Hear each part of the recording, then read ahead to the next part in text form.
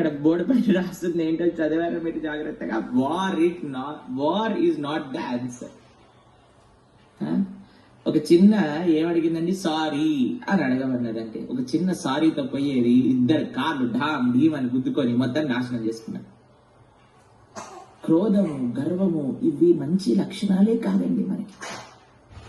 వినయము, విధేయత ఇవి మంచి లక్షణం. ఒక చిన్న సారీ చెప్పటంలో ఎంత పెద్ద కష్టమేం కాదండి నిజంగా చెప్పాలండి. చిన్న సారీ అంటం వల్ల ఒక ప్రాబ్లం ఒక దగ్గర ఆగిపోతుంది అని అంటే సారీ చెప్పటంలో ఏముంది చెప్పండి. కానీ మనకు ఆక్రోశం, ఆ క్రోధం, ఆ గర్వము వీటిని మనం నాకుతుందండి.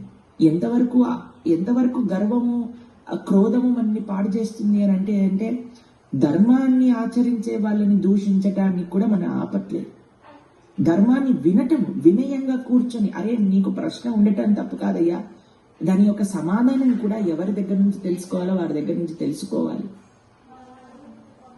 ఈ 3 మనం జీవితంలో మనల్ని పాడు చేసేస్తున్నాయండి. ఒకటి ఎక్సెసివ్ అటాచ్మెంట్, నేను అనుకున్నది ఇప్పుడు కావాలి అంటే కావాలి.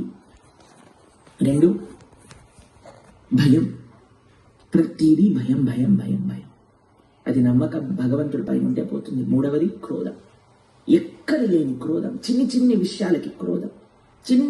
ఇంత చిన్న దాంతో పోయేదాన్ని ఇంత పెద్దగా చేసుకొని బాధపడ్డ, మనమే బాధపడేదండి చివరికి, ఇంకెవరు బాధపడరు. కాబట్టి చిన్ని విషయాల్ని ఎంత సరళంగా, ఎంత సునాయాసంగా జీవితంలో వదిలేసి, ఎందుకో తెలుసా అండి, వదిలేయటం ఎందుకంటున్నానంటే మనం ప్రశాంతంగా ఉండగలుగుతాం కాబట్టి.